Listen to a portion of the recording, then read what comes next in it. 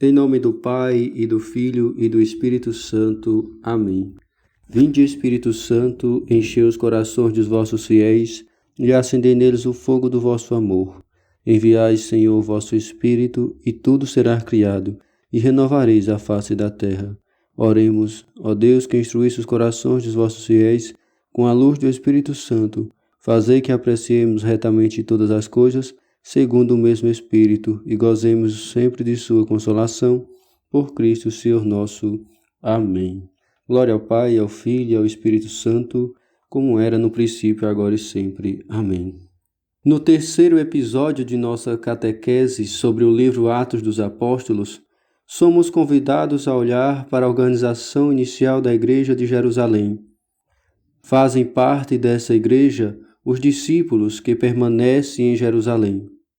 Continuemos com a leitura da introdução deste livro encontrado na tradução bíblica da Bíblia de Jerusalém, que nos diz: esse autor, segundo a tradição da Igreja, é reconhecido como São Lucas.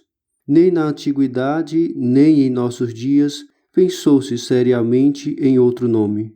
Já pelo ano 175, o conjunto das igrejas julga assim como o mostra o acordo do documento romano que se chama Cânon de Muratori, do prólogo antimarcionita, de Santo Irineu, dos Alexandrinos e de Tertuliano. De fato, esse julgamento é confirmado pelas semelhanças internas. Segundo seus escritos, o autor deve ser cristão da geração apostólica, judeu bem helenizado, ou melhor, grego de boa educação, conhecendo a fundo as realidades judaicas e a Bíblia grega. Ora, o que sabemos de Lucas a partir das epístolas paulinas concorda bem com esses dados. Ele é apresentado pelo apóstolo como um companheiro querido que está a seu lado durante seu cativeiro. Segundo Colossenses 4, 10 a 14, Lucas é de origem pagã, de Antioquia da Síria, segundo uma antiga tradição, e médico, o que implicaria certa cultura, mesmo se está longe de ser evidente que Lucas emprega em seus escritos vocabulário especificamente médico. Para fixar a data em que escreve, não encontramos nada de firme na tradição antiga.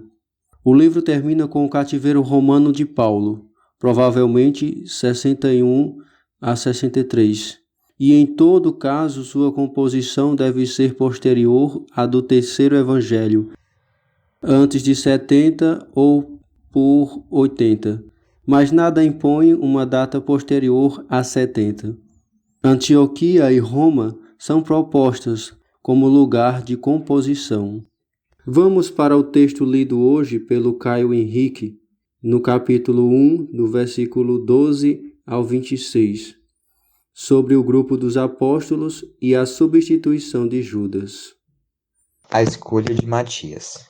Então os apóstolos desceram o Monte das Oliveiras e voltaram para Jerusalém.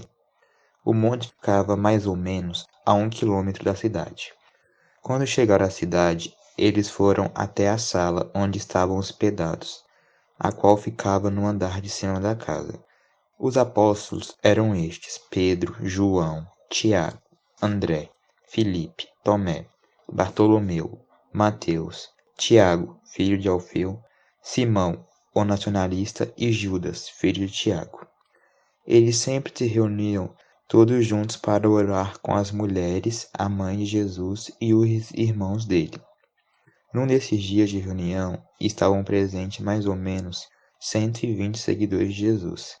Nessa reunião, Pedro se levantou e disse: Meus irmãos, tinha de acontecer aquilo que o Espírito Santo, por meio de Davi, disse nas Escrituras Sagradas a respeito de Judas, que foi o guia daqueles que prenderam Jesus. Judas era do nosso grupo e foi escolhido para tomar parte ao nosso trabalho. Com o dinheiro que tinha recebido pelo seu crime, Judas comprou um terreno. Nesse terreno, ele caiu e se arrebentou, e todos os seus intestinos se esparramaram. Todos os moradores de Jerusalém ficaram sabendo disso. Por isso, daquela forma, o nome do terreno era Alcedama, que na língua deles quer dizer campo de sangue. E Pedro continuou: Isto é que está escrito no livro do Salmo, que a casa dele fique abandonada e ninguém mais more nela. E também disse que outra pessoa faça o trabalho que ele fazia.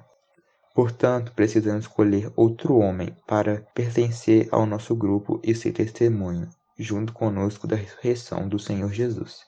Deve ser um daqueles que nos acompanharam durante o tempo em que o Senhor Jesus andou entre nós, desde que foi batizado por João até o dia em qual ele foi levado para o céu.